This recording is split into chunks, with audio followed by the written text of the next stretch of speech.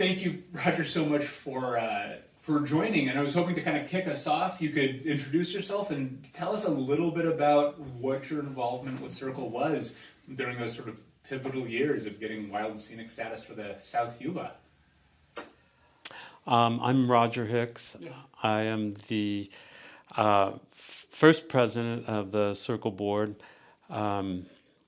And how did we come to do a wild and scenic campaign? Yeah, what were some of the threats? What was going on in the community locally? What was happening nationally that made you kind of think like, A, we need to protect this river, and wild and scenic status is going to be that tool?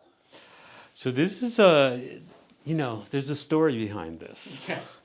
And it's got several parts, but one thing, my personal involvement was we came to this community because of the South Yuba. Mm-hmm. We were introduced to it by some friends and moved here in 1979 and because of the Yuba and proximity to skiing also, yes, but mainly because of the Yuba. And we moved away for a few years so I could finish my medical training. Mm-hmm. I'm a doctor. And when we moved back in 1984, there were two federally licensed dam projects for the South Yuba. One was at Hoyt's Crossing called the Miners Tunnel Project, and that's like, as you know, the most popular swimming hole on the South Yuba. And the other was just upstream from there at the site of the old Rome powerhouse, PG&E's first ever hydroelectric project. Right. And so we're like, wait a minute, this is why we moved here, and they're going to build hydroelectric projects here. And there was, there was an informal group of people that had formed and already found the name SYRCL, created the organization, created the name, and they had protested this with FERC, the Federal Energy Regulatory Commission. But when we got back, we've learned that they had missed a filing deadline. So we had lost their status. And my wife, Linda, and I were like, what the heck? Yeah. And basically it was, well, if you don't like it, do something. So we started having the meetings at our house on Long Street. And the first bumper sticker had our phone number on it, or the outgoing message. My son had this outgoing message about, leave a message for Roger or Linda or the South Yuba River Citizens League. And I've had meetings in our house. And there was actually a wild and scenic bill in 1986. Mm-hmm.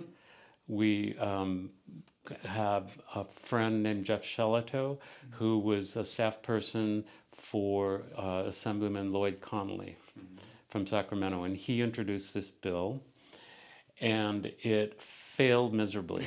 Never got out of committee because our Nevada County Board of Supervisors would not support it at the time. They would not support it, and so that was like a huge wake-up call. This was in the context of, there was this Arab oil embargo in the 70s, and the U.S. Congress passed a bill called PURPA, the Public Utility Regulatory Policy Act, which gave all these incentives to hydroelectric projects. Like there was a tax credit. The utility companies had to buy the power whether they needed it or not, and they had to pay this inflated rate. So this led to like a rash of hydroelectric proposals, including the two on the South Yuba, which were from Northwest Power, the Miners Tunnel Project and the Excelsior Project. But there were other projects too proposed elsewhere, and it was like whack-a-mole. It seemed like, so we could fight these one by one or get this comprehensive protection. But we realized that this isn't going to happen unless we had local support, which meant not from the community and also from our elected representatives. Right. And that takes us kind of to community and what you learned, and then what did it take to rally the community for what was ultimately the successful bill? How did people get involved? How are you reaching out and kind of creating that education that then led to that change in local elected officials? Man, there were so many things that we did. You know, it was a community effort for sure. Because even though the Board of Supervisors and the Chamber of Commerce opposed protecting the river at the time, and supported these hydroelectric projects, on the cover of the phone book or the Chamber of Commerce, it was photos of the Yuba. So even the people who weren't, in favor of protecting the river, even they recognized that this was a draw, and the river then and now, in my mind, is the heart of the community. Yeah, absolutely. So what did we do? I mean, we got people involved in various ways. We had, we had auctions to support SYRCL. We had a newsletter. We had meetings and just rallying support around the river. And then in 1989, this informal group, we became a 501c3. So we had a formal structure. We had our first board of directors. I was the spokesperson before that, and then became the first president. Right. And then, we had the board of directors. Everybody had their network of people that were brought in. We had our first executive director, your predecessor. Yes. Mary Hoy. Yep. An office, the office moved around, but basically, we gradually built up a membership of people who loved the river. And so talk at that point, there's this maybe not renewed interest in wild and scenic, but continued and perhaps deepened as there's connection with the community and education. Can you talk a little bit about that, the initial kind of years of that fight and what it took to educate and inspire people who, maybe didn't know what wild and scenic status meant or where this water was going to go, some of those things? Yeah, I mean, it was definitely an educational campaign. We did things like, we realized that we had to get the Board of Supervisors support. And SYRCL being a 501c3, we could not participate directly in elections or endorse candidates. But what we could do was go to, there'd be town halls where the supervisor candidates would speak to, League of Women Voters would have an event with the candidates. And we would be in the audience asking those candidates, well, how do you feel about protecting the South Yuba? And, force them to take a position on it. And over the years, eventually, we got a 4-to-1 majority on the board. And that timed with when there was a Democratic majority in both the state assembly and the state senate, and a supportive governor, and all of that came together in 1999. So then we just said, this is the time. This is our moment. Yeah. This is the moment. Yeah. So you've got kind of community support. You've finally managed to kind of help the local representatives actually represent the will of the community. And with that, you're sort of going in Sacramento, and there is this moment where this vote takes place. Can you take me back and talk to me about that moment where you went from this concept that has failed before, and you've put in more groundwork and laid work and changed people's perception, and then there's this vote, there's this moment. Yeah. It was a tense moment. It was a close vote, 1 vote margin. KVMR was down there at the Capitol broadcasting it.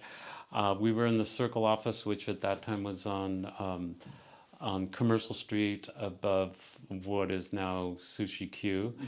And, I remember, we had the windows open. It was in September, a nice, beautiful day, and everybody had their radios on, on the windowsill, so you could hear up and down the street. You could hear the KVMR broadcast.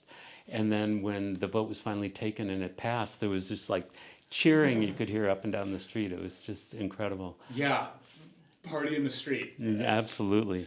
So we, Sean Garvey, who was the executive director at the time, and I went over to KVMR, and got on the air, and you know, it was major celebration. Yeah. Major celebration. And and it's such a powerful story of kind of community coming together to work so hard on something like that. Yeah, I mean, but all sorts of there were all sorts of things that happened over the years to build the organization. You know, we had events and concerts that you know, local musicians supported SYRCL, and so or support, you know, loved the river and supported SYRCL, so would have concerts that were benefits, and you know, through those kind of events and our auctions, we raised community awareness. Yeah. The actual campaign in 1999, so many local people went down and lobbied in the Capitol. And I remember one of my favorite things is we had a wild and scenic screensaver. Yes. That we passed out to whoever would take it, you know, and they weren't so worried about viruses and ransomware at that time. So the legislators or their staff people put it on their computers, and it was great to walk into an office and see our screensaver. See your screensaver, yeah. And as I understand it, at least that also led to some ethics policy changes where that could no longer happen. Oh, I didn't know that. Yeah. So there's this win and that kind of celebration that you can hear sort of up and down the street in Nevada City. And then, of course, the governor kind of makes you wait a little bit because there's this other piece. There's this flood control Prop 13 piece that also has to happen. Can you talk a little bit about the relationship between wild and scenic and flood control? Because it wasn't those initial PG&E projects that were the most pressing threat. It was actually Yuba Water Agency's proposed dam.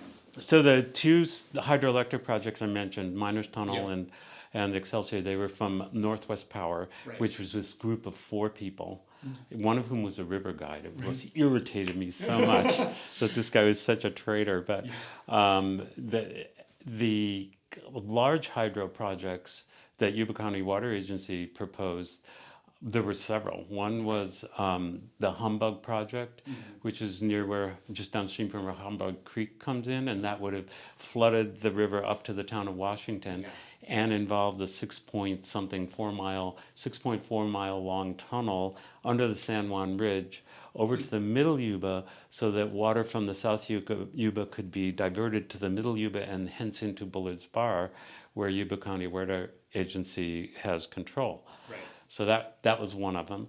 There was another project called the Edwards Crossing Project, which was a dam at Edwards that would flood all the way up to the town of Washington. There was the Army Corps of Engineers had a project called the Narrows Project, which would have been built below Engelbreit Dam and flooded up the south and middle Yuba canyons, and inundated Bridgeport, the historic bridge at Bridgeport, in addition to all that area of the South Yuba. And, you know, those were the 3 big ones that were on the South Yuba that were water projects. And they, you know, allegedly it was for water supply and flood control. But when, you know, the science and the engineering studies that were done showed that the bang really wasn't there for the buck. You know, they weren't really feasible projects. Right, and that, you know, one of the things that, as I understand it, was so pivotal in shifting kind of community perceptions is the realization that, you know, the water supply wasn't going to go to local ag. It was going to go to, you know, Placer and, you know, south of Delta ag as well. And so there was this loss of river, of communities, you know, literally the town of Washington, and that the promised benefits of flood control and water for agriculture weren't going to exist in the communities that sort of were paying the environmental price. Right. And there was, you know, as we know now, there were other ways to achieve the flood control. Yes. Without the environmental damage, which was levee reconstruction and reinforcement and new levee construction in the affected area, Marysville, Yuba City area. Yeah, and it's been effective, and it was a great sort of understanding on, you know, your part, SYRCL's part, that It isn't a one part solution, right? You need to hold both of those things at the same time and work to find solutions for both. Right. Absolutely. Yeah. Yeah. Yeah. So thinking about the wild and scenic status today and going forward, what do you think it means for this community to have a wild and scenic river here and future generations? I think it is a really valuable gift. Or it's not a gift because we earned it. Right. It was, Yes. nobody gave it to us. It was a community effort over years and years of involving thousands of people. Right. So it's an achievement, a community achievement that I think will benefit, people for years to come. People, I mean, at the time we were doing these surveys to see how many people came to this area because of the river. So we would, count the people in the state parks, count the people, and it's a significant draw to the area, which supports local businesses. And I think me being an example, me and my family attracts people to the area. So and it resulted. There's in a state park. Yeah.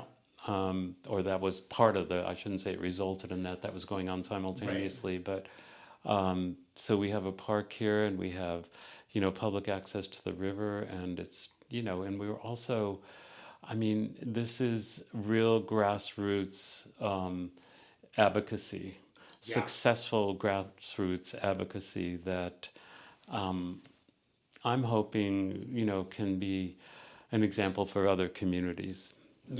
That are facing similar issues, and That's a brilliant segue to the sort of last and off menu, off script question that I've enjoyed asking everybody is you think about the campaign and the issue and the issues of the day and the kind of starts and stops and failure, and then building more coalition, changing representation, and trying again successfully, and everything that went into the recipe for success with Wild and Scenic.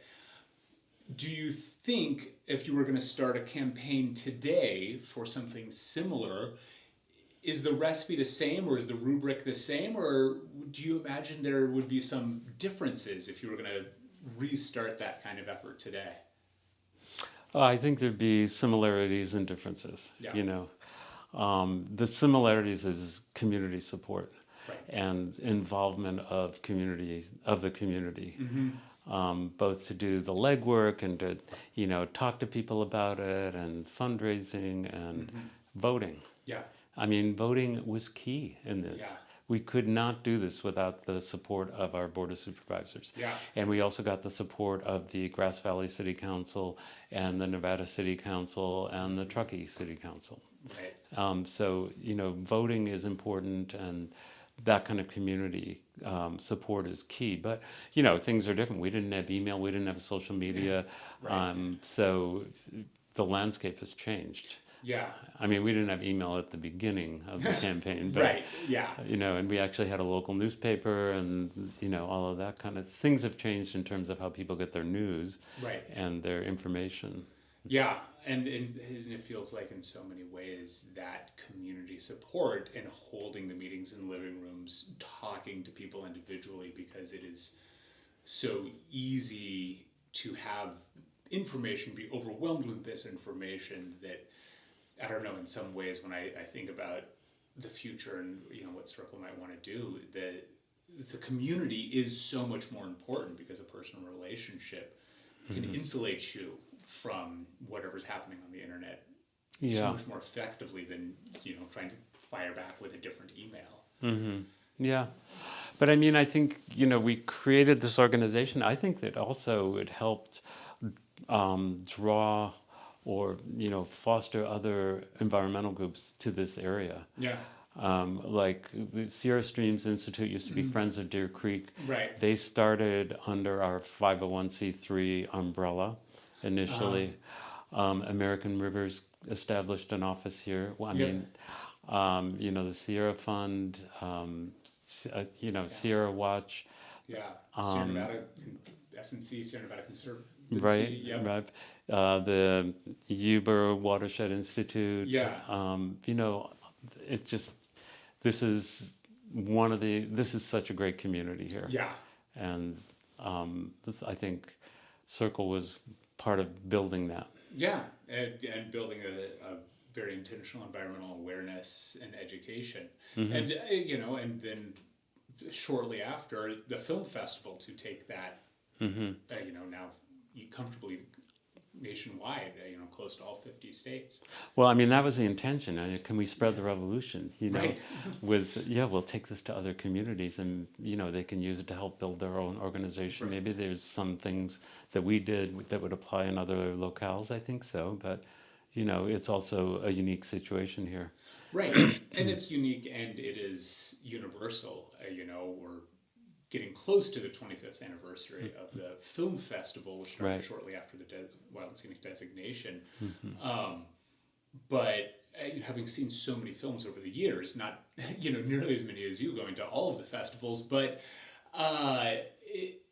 the stories are this different every year, and they are the same. We learn that lesson consistently, in the importance of community, and starting with that ground level kind of momentum building. Yeah. And then you take that army to the representatives. Right. And if they're not going to do it, you find a write-in candidate who's going to win. And Right. Exactly. Like we just happened to do. Like Izzy you Martin. happen to do, yes. Yes, I remember, when her, the person who was supposed to run dropped out, Yeah. and Izzy and I and John Regan were working on her campaign. We went down to the river and started throwing some rocks in, and Yep. hey, Izzy, you got to do this. And she's like, what? But, she stepped up and won as a write-in candidate. How incredible is that? Yeah.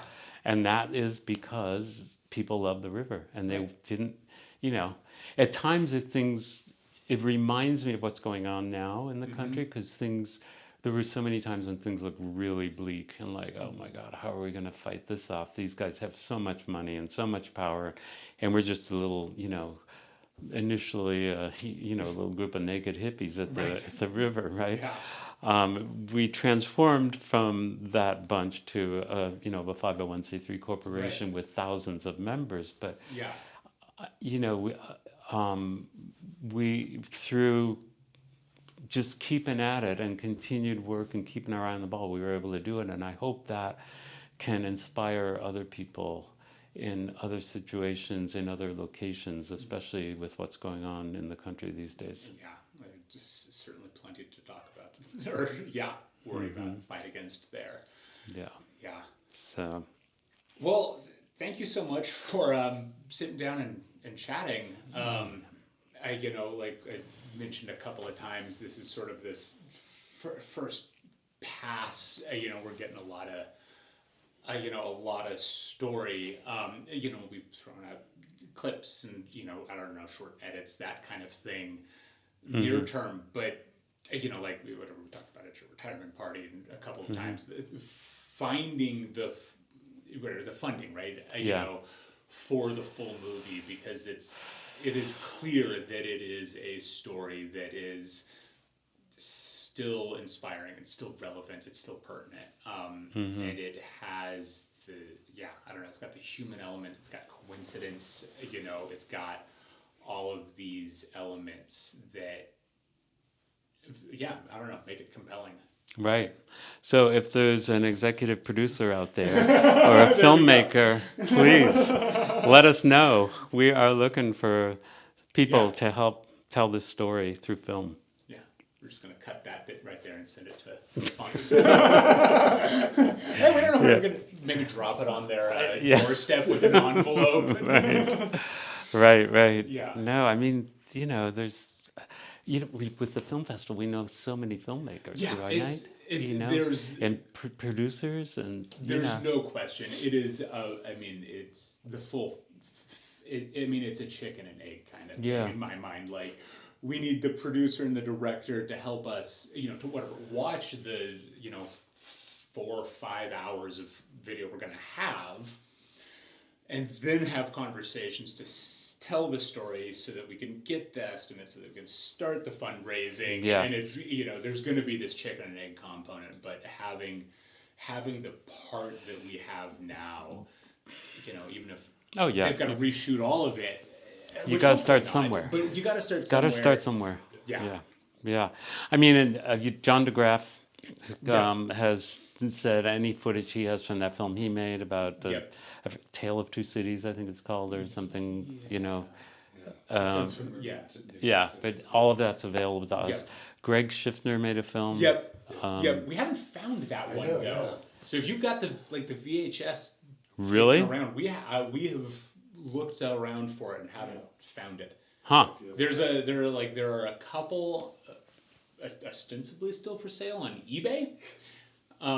Let's get one for like $20, but which is immaterial cost wise, but it seems weird that there isn't one here in the SYRCL office. Yeah, exactly. I mean, I don't know. We've got a lot of other films about all kinds of other weird things. Yeah, and it could be buried someplace in an old Film Fest binder, but wow. Yeah, it's a weird one. He's still alive. Yeah. I mean, yep. We should talk to him. Yeah. Let me see if I can track that down. Yeah. And I might just. I mean, I don't know. I don't have his contact info or anything, but he's not someone I stay in touch with. Right. But I know he lives locally, and I saw him at the clinic not too long ago. There you go. So, Yeah, you might just have the footage. Yeah. Well, yeah, he could have footage too, but I mean, to get a copy of the film, somebody borrowed it, I'm sure, from the SYRCL library, and then never returned it. Yeah, that would be my guess. Yeah. Yeah, I feel like frequently it's one of two stories with our archives. It's either somebody borrowed it and never returned it, or we have 10 copies. Yeah, right. And there's not a lot of in between. Yeah, in between. Yeah. All right. Well, thanks.